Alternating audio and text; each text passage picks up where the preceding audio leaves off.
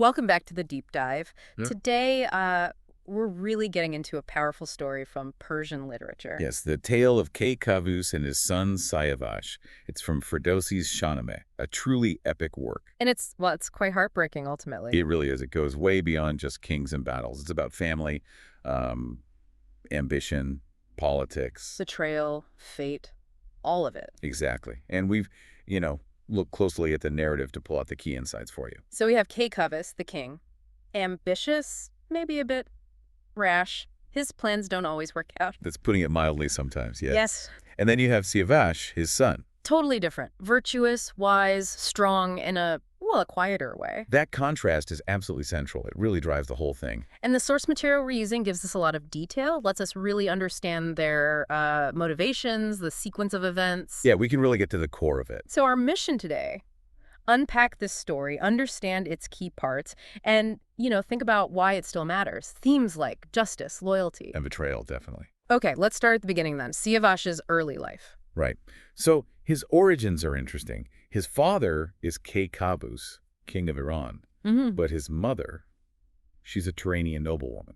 Ah, so right from the start, there's this connection to Tehran, Iran's rival. Exactly. A sort of inherent tension, maybe. He's raised in the Iranian court, though, and apparently he was just beloved, noble, smart, good-looking. Sounds like the ideal prince. Pretty much. But then Kavus makes a really significant decision about his upbringing.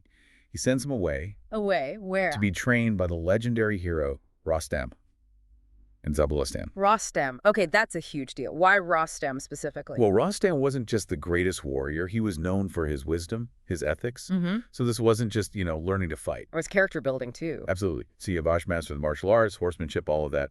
But Rostam also taught him wisdom, strategy, justice. He came back to court not just skilled, but, enlightened. A true leader in the making. You'd think so. And Kavus seems to agree.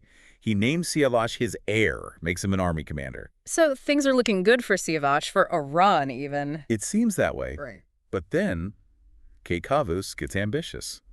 Or maybe his advisors push him. Uh-oh. What happened? He decides to go to war with Tehran. The kingdom his son has ties to through his mother, and the kingdom they just, seem to be building a future with. The very same. Afrasiab, the Turanian king, musters a huge army in response. And Kavus, being Kavus, he's impulsive. He rushes in. Pretty much. Yeah. And his forces end up besieged. A really bad spot. So much for careful planning. Right. But this is where Siavash gets a chance to shine. He and Rostam ride to the rescue. Siavash really proves his valor, his training paying off. Okay, disaster averted thanks to the son. Does Kavus learn anything? Apparently not patience. Even after being saved, he orders an all-out attack on Tehran. Seriously, after just being rescued? Yep. But Siavash sees the bigger picture. He knows a full war would be devastating for Iran, for everyone. He argues for peace. He pushes back against his own father, the king. He does. And more than that, he takes the initiative. He negotiates directly with Afrasiab. Wow. What kind of deal does he make? A truce. Secured with hostages from Tehran, sent to Iran as a guarantee. It's a smart diplomatic move. Shows real leadership. Saving lives, preventing a wider war. Kavus must have been relieved, right? Proud? No, not exactly. What? How does he react? He's furious. Yeah. Absolutely enraged that Siavash acted without his direct command. He accuses him of treason. Treason for making peace. That's a massive overreaction. He demands Siavash return to court immediately. Yeah. And this whole situation just sets the stage for the next terrible twist. Which involves Siavash's stepmother, Sudaba. Yes. Sudaba, Kavus's wife. She becomes, let's say, infatuated with Siavash when he returns. Oh, dear. This sounds like trouble. Big trouble. Siavash, being who he is, virtuous, loyal to his father, he rejects her advances, politely but firmly. As you'd expect, but she doesn't take it well. Not at all. She's humiliated, angry, and she decides to destroy him. How? She lies. She goes to Kavus and accuses Siavash of assaulting her. No. She knows Kavus's temper, his tendency to believe her. Exactly. She poisons the king's mind against his own son. It's incredibly manipulative. And Kavus, does he investigate? Talk to Siavash calmly. What do you think? He confronts Siavash immediately, already half convinced of his guilt. It just shows his rashness, his poor judgment again. So Siavash is facing this terrible accusation, and his father seems ready to condemn him. What can he do? He proposes something drastic.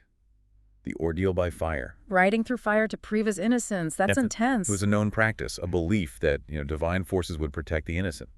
Siavash is basically putting his life on the line, trusting in his own integrity. And what happens? Describe the scene. It must have been incredibly dramatic. Siavash prepares, rides his horse straight into this enormous bonfire, and comes out completely unharmed. Wow. Undeniable proof, right? You would absolutely think so. The entire court, the people, they see it, they know he's innocent. Sudabe's lie is exposed for everyone to see. Okay, now Keikavos has to see reason. Punish Sudabe. Apologize to his son. Well, he doesn't punish Sudabe. He what? Why not? Maybe he's still influenced by her, maybe it's pride, maybe he can't admit he was wrong. But he spares her. And for Siavash, that's the final straw. I can imagine. After proving his innocence in such a terrifying way, his father still protects the liar. It's a profound betrayal. It shatters any remaining faith Siavash had in his father's justice. In the court itself, he sees it as fundamentally corrupt. So what does he do? He can't stay there? No. He feels he has no choice. He decides to leave Iran. And go where? He seeks refuge in Tehran. In Tehran, with Afrasiab, the enemy king he just made peace with, whose hostages his father still holds. That seems incredibly risky. It was hugely risky. He's basically throwing himself on the mercy of a former enemy. But what choice did he feel he had?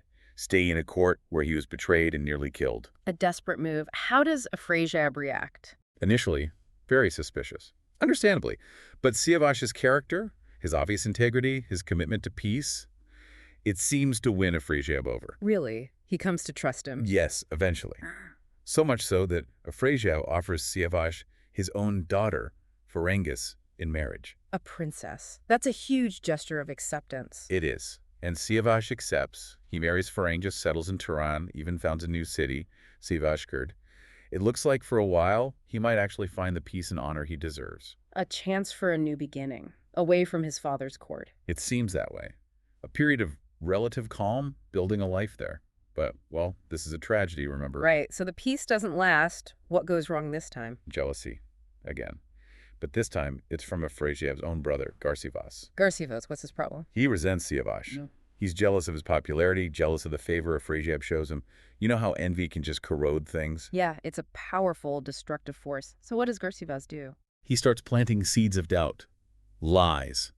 He whispers to Afrasiab, twisting things, suggesting Siavash isn't loyal, that he's secretly plotting against Tehran, maybe planning to help Iran. Playing on Afrasiab's potential paranoia, the old enemy within trick. Exactly. He feeds Afrasiab's fears, manipulates him skillfully. It's like Sudaba all over again, but maybe even more insidious. And Afrasiab, he falls for it. After trusting Siavash, giving him his daughter. Tragically, yes. The paranoia, fueled by Garsivas's constant undermining, takes root. He becomes convinced Siavash is a traitor. Oh no, don't tell me. He orders Siavash's execution. Just like that, without proof, after everything. Blinded by suspicion and Garsivas's lies, it's absolutely devastating. Complete betrayal of the trust that had been built. No. How was he killed? It's brutal. Garsivas himself, along with Turanian soldiers, carry out the order. They murder Siavash, an innocent man killed unjustly. And Ferengis, his wife. She survives the immediate horror, and crucially, she's pregnant with Siavash's child. So his line continues. Yes. She later gives birth to a son, Khosrow. But Siavash's death itself, it's a massive turning point in the Shahnameh. It deepens the hatred between Iran and Tehran immeasurably. A completely avoidable tragedy caused by jealousy and paranoia. What happens when Khosrow finds out? His son, murdered in the land he sought refuge in. The story says he's overcome with grief, crushed. It's the terrible price of his own earlier actions, his lack of trust, his rash decisions finally coming home to roost. Genuine grief, you think? Or just regret for the political mess? Probably both. It's personal, surely, but the political fallout is immense.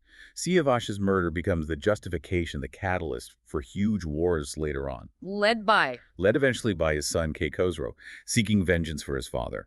And Rostam gets involved too, seeking justice for the prince he mentored. Siavash's story really sets up so much of what follows. So looking back at this whole tragic arc, what are the big takeaways for us? Well, several things stand out, though. First, the sheer destructive power of rash decisions, especially by leaders. Khosrow is almost a case study in that. Definitely. Act first, think later, with terrible results. Then there's the importance of justice and loyalty. Siavash embodies these, but he's ultimately destroyed when they're betrayed.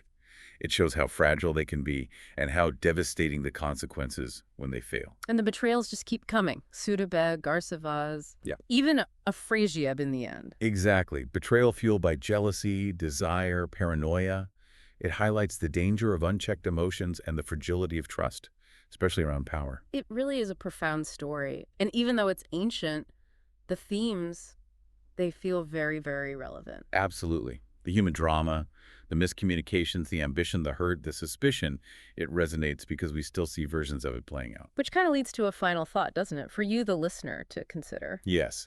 Think about how easily miscommunication, unchecked emotions, maybe even a bit of paranoia can lead to awful outcomes, not just in epic poems, but in our own lives, our workplaces, our world. What can we learn from Siavash's fate about trust, about leadership, about the need for careful just judgment before acting, something to really mull over?